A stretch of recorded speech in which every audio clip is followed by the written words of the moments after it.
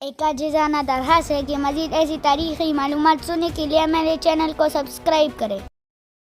بسم اللہ الرحمن الرحیم۔ الجزائر کی تحریک آزادی کے رہنما بن بیلہ احمد بن بلتا الجزائر کے سابق صدر اور تحریک آزادی کے رہنما دوسری جنگ عظیم میں الجزائر کی چھٹی ریجمنٹ میں شامل ہوئے اور شاندار خصوصی خدمات انجام دی۔ خوش ہو کر جنرل ڈی گال نے بن بیلہ کو ملک کا سب سے بڑا فوجی اعزاز دیا، لیکن جب آپ نے فوج کمیشن حاصل کرنے کی درخواست دی تو فرانسیسی جرنیل نے درخواست پر لکھا بن بیلہ مین ہے مگر خطرناک بھی، لہٰذا درخواست مسترد کی جاتی ہے۔ بن بیلہ 2 مرتبہ فرانسیسیوں کی قید میں رہے۔ پہلی مرتبہ جیل سے بھاگ کر مصر چلے گئے، وہی ان کی ملاقات بومدین سے ہوئی۔ آپ نے پھر بومدین کو سیاست میں حصہ لینے کی ترغیب دی۔ دوسری مرتبہ مراکش جاتی ہوئی جہاز سے اتر کر گرفتار کر لیا گیا۔ 18 مارچ 1962 کو رہائی نصیب ہوئی۔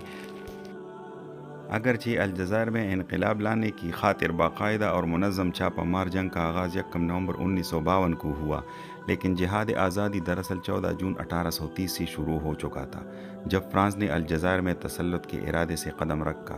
جسد چھاپہ مار جنگ کی قیادت محاذ آزادی کے رہنما کر رہے تھے، جن میں بن بیلہ، یوسف بن خدا، کرنل تیاتی، محمد حضر، آیت احمد وغیرہ شامل تھے۔ 4 سال بعد بالآخر کامیابی نے مجاہدین کے قدم چومے اور فرانس کا صدر ڈی گال الجزائر کو 3 جولائی 1962 کو آزادی دینے پر مجبور ہو گیا۔ آزادی کے بعد الجزائر میں پہلی عبوری حکومت قائم کی گئی۔ اس کی وزیر اعظم یوسف بن خدا تھے۔ اگست 1962 میں بن بیلہ نے فوج کی مدد سے اقتدار پر قبضہ کیا اور اپنے تمام ساتھیوں کو، جن میں یوسف بن خدا، کرنل تیاتی، محمد حضر اور آیت وغیرہ شامل تھے، اپنے راستے سے صاف کر دیا۔ بن بیلہ کے خلاف بغاوت بھی ہوئی، لیکن باقی ناکام رہے۔ بومدین نے، جو فوج کی کمانڈر ان چیف تھے، بن بیلہ کے اقتدار کی حفاظت کی اور باغی عناصر کو ختم کر کے رکھ دیا۔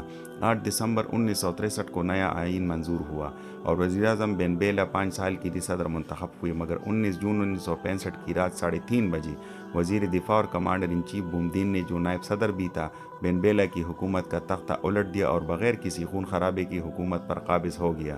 نئے صدر بومدین نے بن بیلہ کو گرفتار کر کے فوجی نگرانی میں دے دیا اور کہا کہ بن بیلہ کا وہی حشر ہوگا جو ایک آمر کا ہونا چاہیے۔ بن بیلہ کے خلاف مقدمہ چلا اور عمر قید کی سزا دی گئی۔ 1980 میں نئے صدارتی شاذلی نے ان کو رہا کر دیا۔